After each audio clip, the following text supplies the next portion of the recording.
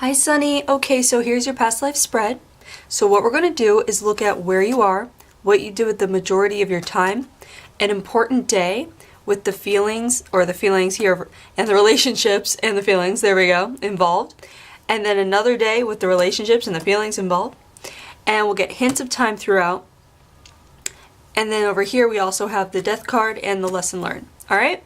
So all I'm going to do is relay to you the images and impressions that I'm getting, and your job is going to be to try to make connections where you can based on what we go over here in your current life, and I will be trying to help in whatever way I can. Okay, so let's start. So the first card here, I can't speak today.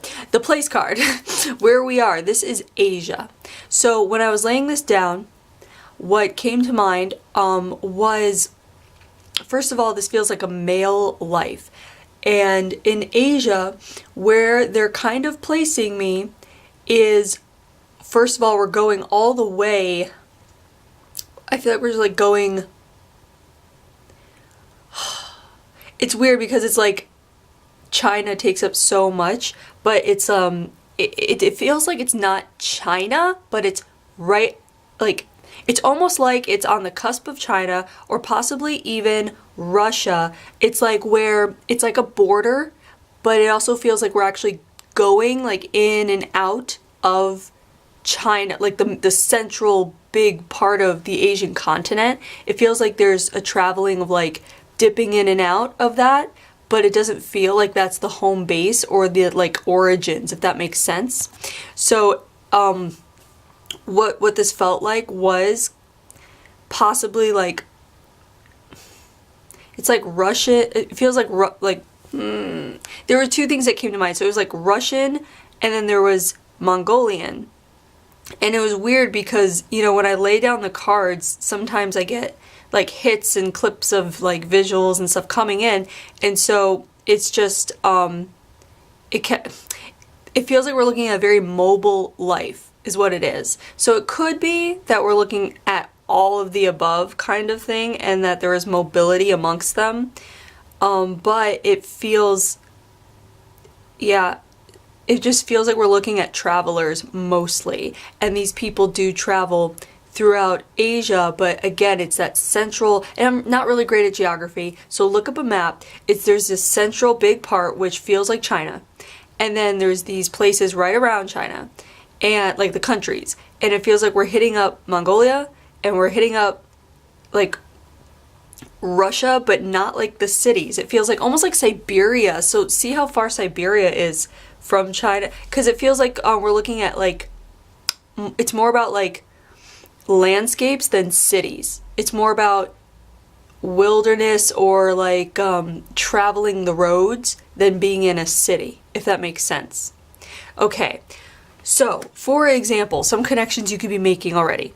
One, do you have any pull towards these Asian culture, language, food, history, you know, and mentioning the Russian, plus this feels like we're looking far back, not, I wouldn't say like full on ancient times, but this is not modern in any sense of the word. This is not modern, okay?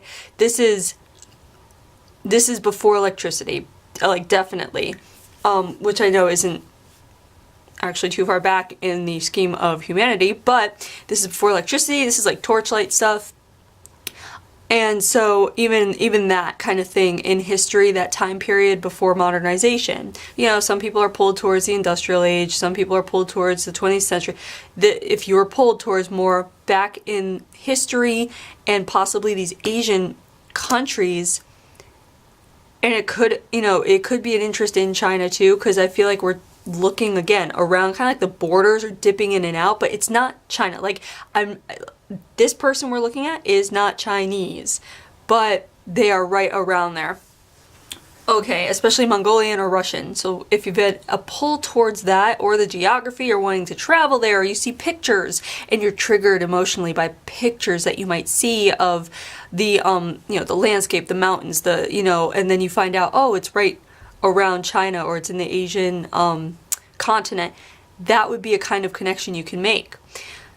What else? Okay, so what's interesting is this does feel like a male life. So that means that you might you might be experiencing in this life a very nice balance of masculine and female traits. Usually that's what it indicates. It could also be the kind of thing where if you grew up and you were a tomboy, or you enjoyed more like boyish activities, or like, sports or athleticism or something like that, or maybe you still do, that would be a connection as well. Also, the idea of mobility, something about this being very mobile feeling. If you like to travel, there's going to be two things here. It could be one of each, okay? So we make direct connections and opposite connections. Direct connections, for example, would be because you are very mobile here, you could have come back into this life with that direct connection, meaning that you still like it. So that means you could still like to travel. The idea of moving around, maybe it's even unintentional, where you found that you've moved places in your life, whether it's even in childhood where you picked a family where on a soul level you knew they would move around a lot, or as an adult you like to move around a lot and not stay in one location very much, which does not mean you don't enjoy community. Those are two different things, but it's just the idea of moving. Now, you could have come back with the opposite connection. The opposite connection is because you experienced so much mobility here, you came back into this life seeking roots, seeking commitment to the land, staying still. You want one home, you want to settle down, that kind of thing.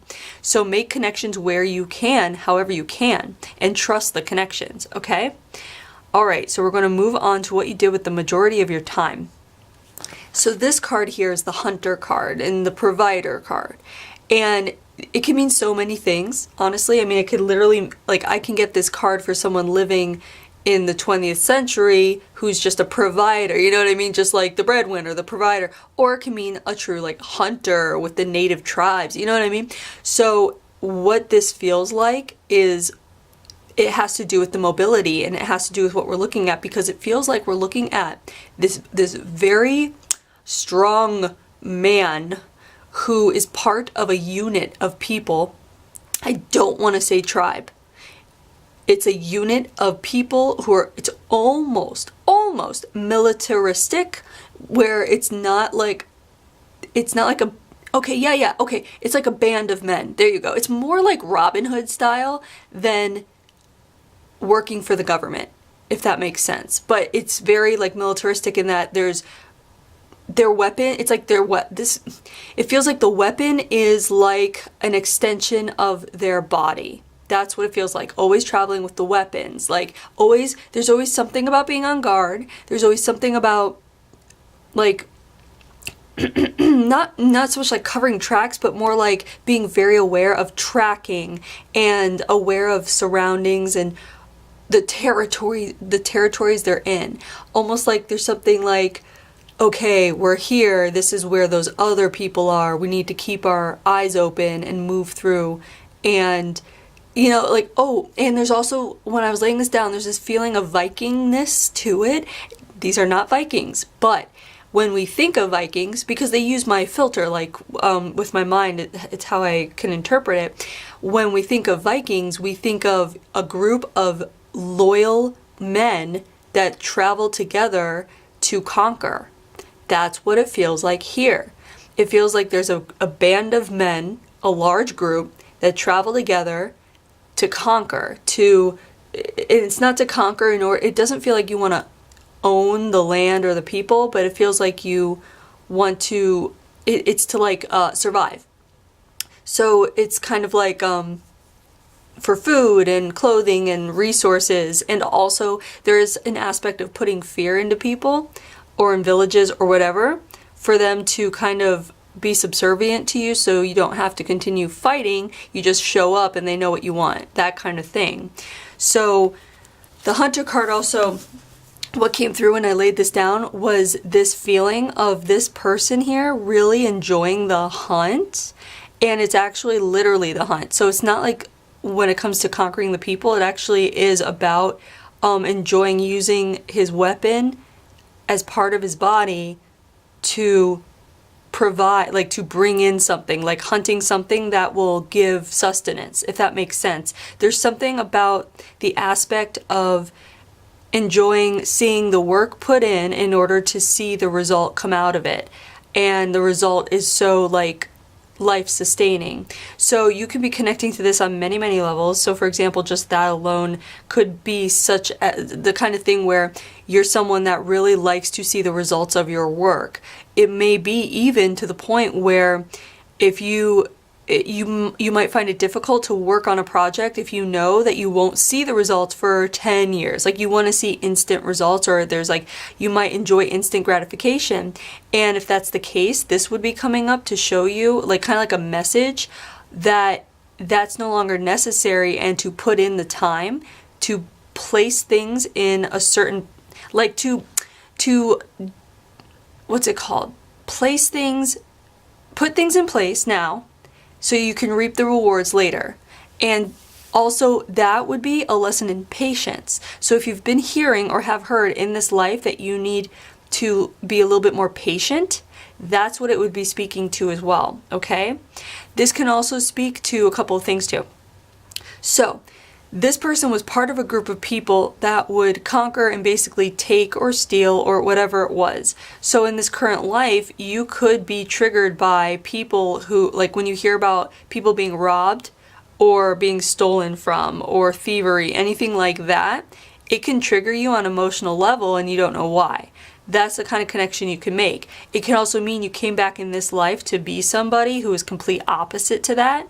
So you could, because you experienced it here, and it was a survival mode. It's not like it wasn't like so much of a gleeful thing that you saw people get hurt, but it was more of like oh, this is every day, whatever. It was that kind of feeling. So you might have come back in this life, and you might have come back basically to more or less make up for that, in the sense of in this life being someone that's very giving and generous and hospitable and just, basically the opposite in a sense of what this was.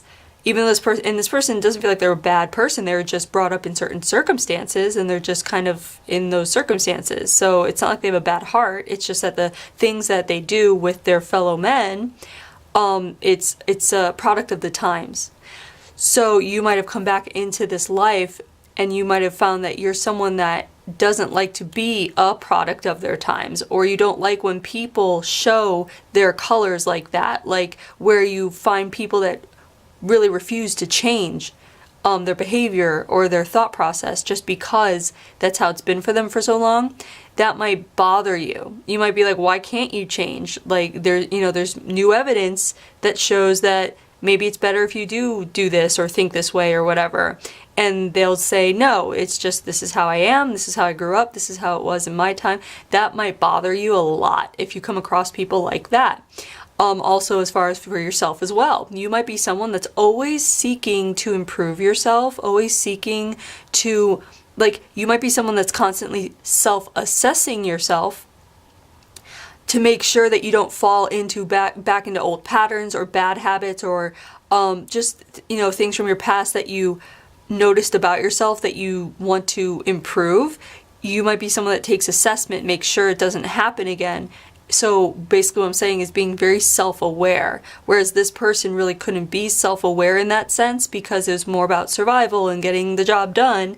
Here in this timeline that you've chosen, you've come back and now you're able to be very more self-aware of your thoughts, actions, behaviors, reactions. So if that's the case, this would be coming up as kind of like a reinforcement to that behavior, that it's very good behavior is what it feels like. Like keep doing that, keep improving yourself and moving along with the times and staying present and aware of what's happening with yourself and also around you, that kind of thing. So keep that in mind. This can also mean that you actually have really good senses as well. Just like you might be very intuitive, because this is something about the hunt here. There's something about, so the weapon being part of their body, like an extension of their hand, so to speak, that translates, it feels like it translates now as your intuition today. Your intuition being just an extension of your senses, right? So we have all of our senses, our sight and hearing and smell, all that stuff, but our intuition would be like that weapon. It would be an extension of those senses. However, it's the inner senses kind of as your weapon, if that makes sense. So it could be that you are just like really into developing your intuition. Especially, it could be even like where you're going through a phase, or it hit you one day where you're like, I need to do this, and developing your intuition or your inner senses more, or that your gifts, whatever it is, because of the link to this person we're looking at here, where their weapon was like an extension of their body, so that that desire would still be there. So keep that in mind as well, okay? So let's go to the first important day here. Okay, the first important day here, this is the move, move, move, let's go card, which makes perfect sense giving the feeling of him being with this band of people. So we're looking at a day of movement, and the relationship here is friends. So the friends that we're speaking of are his people, his group, his community.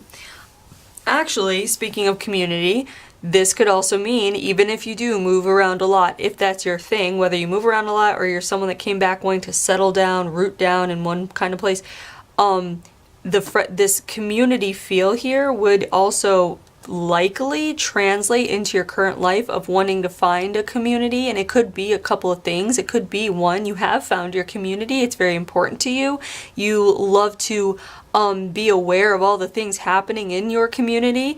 It could be that you're even into like, volunteering with stuff for your community, whether it's like, helping with the library or shelter, whatever it is, or just you might just like knowing when the fair is in town, or there's a festival or whatever it is. But on the other hand, it could be that you're also searching for a deeper community. You could feel lately like this might be coming up basically because you might be feeling like you're looking for a closer band of friends or people who are on the same vibe level as you.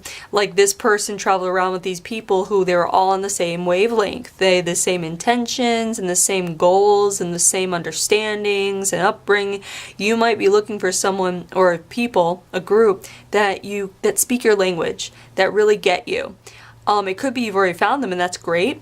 But if you do feel like you are still looking for that group of people, your people, finding your tribe, this would be an indication that they are in your community. So we're looking at community, we're looking at a group of people who are just like you that you can vibe with. So it's really about taking a step towards doing something like kind of outside of what you're used to and outside of your house, so to speak, like whether it's joining a class or going to a workshop or attending something that really like pulls at you, that you're excited about, that kind of captures your attention. If you go there, wherever we go, there's always going to be someone that we meet that has a message for us in some way. And it could also be where if you go and you take that step to go somewhere, you will, if you're open, you'll meet those people you need to meet, and they're in your own community and they're looking for you too, that kind of thing. And a lot of times it could be the same, not all the people, but let's say there are a couple you were close with here that you travel a lot with. This kind of life coming up, a lot of times you'll meet someone like someone out there in your community, reincarnated, and they're in your community because they were part of the same group and you're meant to meet each other, that kind of thing. You just have to take the step to put yourself out there in a way that pulls at you, then to go to a place that really pulls at you, to follow your intuition. Basically, it's like the same thing. It's like following your intuition, what we were talking about here, and learning how to utilize it, and it's going to lead you exactly where you need to go. And if you're looking for that group of people, that intuition knows it. It's waiting for you to understand it better and to follow it to those group of people. Does that make sense? I hope it does. So anyway, we're looking at the move card, the friends card, which is your group of people. And here is the card of I can do it. And so I'm trying to see what this day is all about. The I can do it card is a confidence card. So I'm trying to see, because what's coming through is a bit of a hindrance. I'm trying to see what the hindrance is. There's something about... Okay, so what it feels like is there is something affecting a lot of the group, and it feels like it has to do with a sickness, and it feels like a spreading sickness, and there's there are rules to the group about leaving, like, there's something about leaving people behind if they can't keep up with the stamina of the group. However, in this case, there's something going on where so many are affected that everyone is kind of hunkering down. It feels like it's like a winter thing, like winter flu or virus. There's something going around. It's seasonal and it's affecting too many people to where there has to be an adjustment made. So I'm trying to see, and then there's also something having to do with having to move because of surviving or what's it called, being like protecting each other, it's like kind of getting away from people who want to hurt you kind of thing, or other bands of people wanting to come and conquer you, if that makes sense. So we're looking at a day when, and it feels very much like you're not affected. It feels like you're healthy. So we're looking at this day when a lot of your comrades are ill, and it's almost like the healthy people have to literally carry the unhealthy people, like on their backs or with a wagon, whatever it is, to move them to safety. And it's the feeling of overwhelming exhaustion. And it feels like this day is very important because it's the first day where the inkling of an idea comes through that goes beyond anything you've thought here. And it's the feeling of caring for your comrades on a deeper level. It's almost like your heart opens up. It's almost like your heart doubles in size, if that makes sense. What's coming to mind, if you've ever seen The Grinch, How the Grinch Stole Christmas, during that movie, the part they're showing me is a clip at the end where he finally gets it. And then it shows his heart suddenly getting like bigger and doubling in size and starting up and pulsing. And that's what I feel like we're looking at, this big, warrior man carrying his comrades who are sickly, who otherwise he's never seen be anything but healthy and strong. And it's like, this is almost like the first day when there's anything close to a maternal instinct. So it's like he felt like the compassion and caring, those feelings are coming through. And I feel like on this day, it's almost like it changes his soul, like a leveling up of the soul. Like it's a very important day that he experiences this. And then beyond that feeling, there's also the feeling of not wanting to lose his, I guess, what we would say loved ones now. Before they wouldn't be loved ones, but now it's like, oh wait, no, these are my people. I love them. And the feelings of perseverance and are we going to make it? So it's almost like this day is huge emotionally and on a soul level, spiritual level, because he's experiencing a deeper sense of love, compassion than he's ever felt before, and also a trickle of fear that he hasn't had before. A fear of, will we make it? And so it's like, this is like a beautiful day of like emotion, but it's also a weird thing where back then it would be a weakness. And so in your current life, if you find that you're just a bleeding heart and you're very emotional with the ones you love and you're caring and you're almost very protective, you might be someone that wants to help people. Like if someone you know or loves is sick, you want to bring the soup. You want to mother them. You might have a very maternal instinct or a very just like compassionate, lovey-dovey, let me take care of you kind of thing going on. Or you might be someone that kind of just oozes out emotion, like anything, like you might be someone that cries at something happy or sad, like just the emotion in you. You might just feel so much emotion in this life. And like it might even be the kind of thing where maybe even someone has said you're too emotional, or you need to learn to not be so emotional, whatever it is. If that's the case, it would come from here, because this is such a kind of like a startling revelation, but it's not the kind of thing that this person could allow to affect him for too long or too much, because just based on the circumstances, right? His life.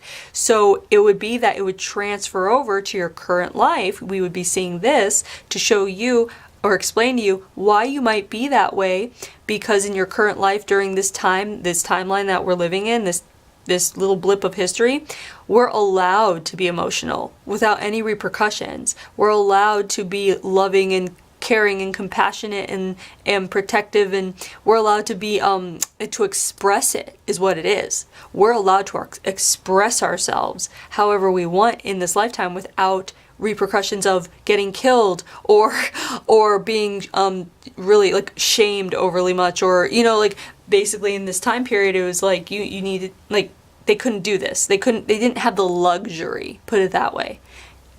Now we do. We have the luxury of allowing ourselves to be emotional when we want to be.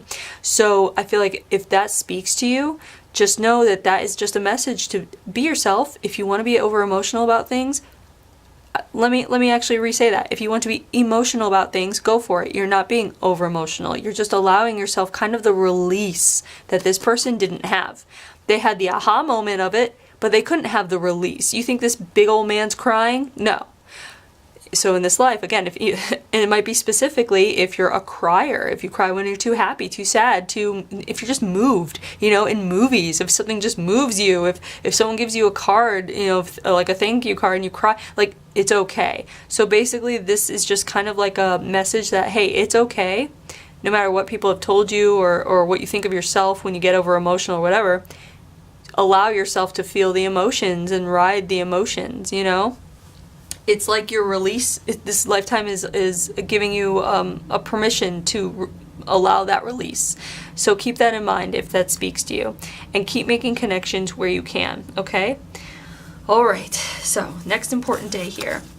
This is the Conquered, They Have Come, and Welcome card. So it can be either someone's coming in conquering them or someone's coming in as an ally. So here we have the Soulmate card, which is not always romantic, but it can be. And then the Feeling card here is positive and negative. So it's like a duality card. It could be both. It could be like torn feelings, and that's what we're getting. That's what it feels like we're getting, is that there's positive and negative feelings involved. So there's like this torn feeling, which is confusing to this person because everything is pretty much black and white in his existence. So when we get torn feelings, it's kind of like, what's going on here? I want to say that what we're looking at here leads to his demise. So what it feels like, okay, so what they're showing me is like, it feels like there's a newcomer coming in, and there's, okay, so, okay, here we go. So this is connected. So it's there, okay. So we're seeing them move here. They have to move. They have to find safety or shelter or something away from other away from other tribes or bands of people who are after them.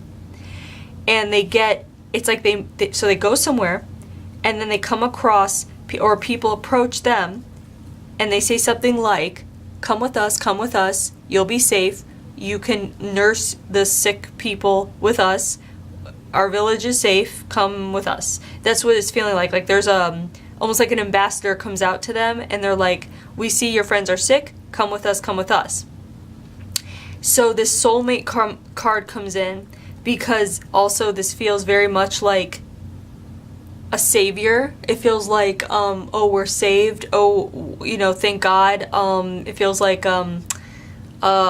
just thank goodness, like, okay, we can do this. But the torn feelings are because your band of men don't rely on other people, and this is the first time that they have to rely on other people. And so what happens is your band of men are brought into this village, or this very small town, just a village. It's very rudimentary and primitive. It feels very much just like, it just feels very, God, I wish I could get the time period. It honestly feels like we're looking at something like the 1200s. Like if I could put it anywhere, it would be like that far back, like 1200s or 1300, like something like really far back, or even 1100, like just really far back. And it feels like this village, and then you go there, everyone's put down, and like all the sick people are placed in beds and being tended to, right? So it feels like everything's going okay, and it feels like there's sanctuary here. It might even actually be a religious commune. This might even, we might be looking at what is a, it's not like a monastery, but it is. It's like a village monastery, almost like that. Like, so we're looking at people of religious order trying to aid the sick. And the reason they're taking you in is because even though you're technically, I guess the word moritors is coming up. Mortar. It's M-A-U-R something is coming to mind. Look up that word. I can't speak today.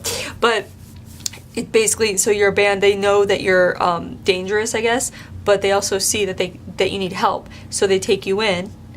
And so just quick connections here is if you have any connection with any compassion towards religious people, as far as like priests or ministers or monks or nuns, people who aid the people who are part of the clergy in a sense, or part of religion that aid other people when they're sick, or it's like there's this religious medic group that goes around. When you read up on these people, or if you see an article about it, it might emotionally trigger you, and that would be a connection. But what we're looking at here is everyone's settled into this village, and it's very unusual, and it feels very like unsettling to be in a settled village, because I feel like your community, you're mobile, so you basically live in tents or whatever it is, and so this is like actually more settled than you're used to. And we're looking at like a continuous day, basically, so, or a continuous like few days or a week maybe, where it's like from here to, so from like out here sick, out in wilderness being pursued, to this village sanctuary being helped, and then it goes right into this. And what happens is, what it feels like is your enemies who are pursuing you, the enemies who know of you and who want to take you down. And it feels like the enemies are actually not like tribal or another band. It actually feels like it's almost like a government thing, if there is a government. So let's say you are enemies of the country of China, let's just say that, or the kingdoms, wherever there's a kingdom nearby, in that continent or country. It's like they're following your tracks here, and this is supposed to be a sanctuary. I feel very much like it's supposed to be a safety zone no matter what, kind of like sanctuary in a church kind of thing, like when you go into a church or cathedral and you can claim sanctuary kind of thing. It feels like the government, it's almost like an army, come and they burn it down. So the death card here is burning, and it feels like they burn the village, like killing everybody, like even the religious people. It's like in order to get to you, because of the kind of havoc and chaos that your people have caused, you've become very known. Like your group of men are widely renowned. They're what's it called? Like, not just famous and like feared by many, but also like there's like rewards for you, and you know, that kind of thing. Like your people are really very you make an impact wherever you go, so you're really well known. I wouldn't be surprised if it was a name, and I'm not getting a name right now, but I wouldn't be surprised if there was a name for you that were in the textbooks today, kind of thing, where we would be able to read about these people who went around and conquered areas of, I want to say like China, honestly, and then were done away with. So, but yeah, so it feels like you're all basically wiped out, because it's like they surround the village and then burn it. So even if anybody's running out, they'll kill them. So it was kind of like an entrapment. So in your current life, what this might mean is, one, you might be someone, and this could be random, but you might be someone that always needs to make sure to know where the exit sign is when you're staying in a hotel or staying in a new place, like a friend's house, whatever, wherever you are. If it's new and it's enclosed, you might be someone that just always kind of looks for the door, you know, like subconsciously looks for the door or the exit or a way out, whatever. You might be someone that actually enjoys, and this is very random, you might like playing, like, for example, board games or games where you have to find an escape route. such as those escape rooms. If you've been drawn to try out those escape rooms that are really popular these days, that would actually be linked to this. It's very interesting. Also, you might be claustrophobic if you don't like being in small spaces or surrounded by crowds or a lot of people, where you're just like something simple, even like a ride at Disney. Like you might just not like being cramped in a ride at Disney because you're being pushed on from all sides and you feel like you can't breathe, kind of thing. Like you just might be someone that always likes to have a pathway, like a breathable pathway, like to get out. Like just you need freedom kind of thing. Like you need to be able to move and breathe however you want. This can also speak to independence on a larger scale. Like you might want your independence, being able to do what you want, because being here with this group of people severely limited your independence. You were loyal to them and you really couldn't do anything on your own. Not that you wanted to at this time, but you couldn't. So your soul would very likely want to come back into this life wanting independence, wanting to be able to call the shots, wanting to be able to say, okay, I want to go here, I'm going to go here today, blah, blah, blah, not having to answer to anybody. If you have to answer to someone, like a partner or children or whatever, that might be just something that kind of just bothers you a little bit, just a little bit. I mean, if you love them, maybe not, but this also can speak to like if you have a job or you had a job where you were micromanaged, you might not do very well with a boss or someone that really oversees your work and doesn't let you make the choices, like that kind of thing. This can also speak to burning. Yeah. Yeah, you could be someone that avoids smoking in this life. You might have just never really had an urge because of the smoke here, the burning here, that would it'd give a lasting or lingering sensation of dislike. So it might even be where you don't even like being around smoke or someone smoking, so to speak. This could also mean that you've come back into this life to actually learn to appreciate fire as an elemental level. It could be that even your sign, your zodiac sign or whatever, is associated with fire to give you a better feeling about it, because it could be that your soul wants to help you heal from the trauma of the death of the burning. So in order to do that, because we carry our traumas on a soul level, but our soul doesn't want to carry the traumas, we just do. So it could be, again, that if you came back into this life and you find that you enjoy lighting candles or doing rituals with fire, or are a fire sign, or find, contained fire is very beautiful. It could be that, again, your soul is just trying to calm the trauma of the death from this life. Or if anything, if you don't like fire, let's say, if it freaks you out, whether you like it or not, basically, this would be coming up as a message for you to let you know that it's safe, that you're safe, it's not going to happen again. Any fear associated with anything we talked about, such as the claustrophobic thing, or the being inside looking for an exit thing, or the smoking thing, whatever it is, and the fire thing, in general, it's like the plain, just liking fire or not liking fire. You don't have to fear it anymore. It's already past. You have to realize any fear associated with those things is from another time. And so this would be a good lifetime for you to just start rekindling, no pun intended, a relationship with the fire element, because it can actually be very beautiful and useful on an intuitive soul level. So keep that in mind.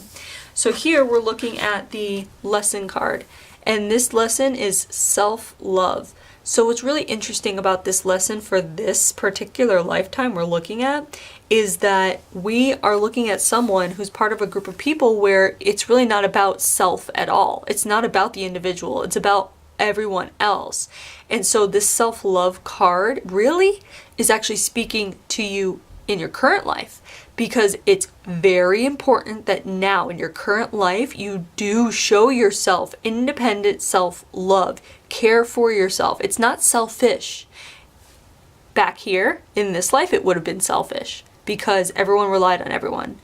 In this life, even if you have a family it's okay, like take care of your family, yes, that's great, but make sure you're filling yourself up with things that you enjoy personally, that you love personally, that makes you happy, that gives you joy on just a very one-on-one with you level.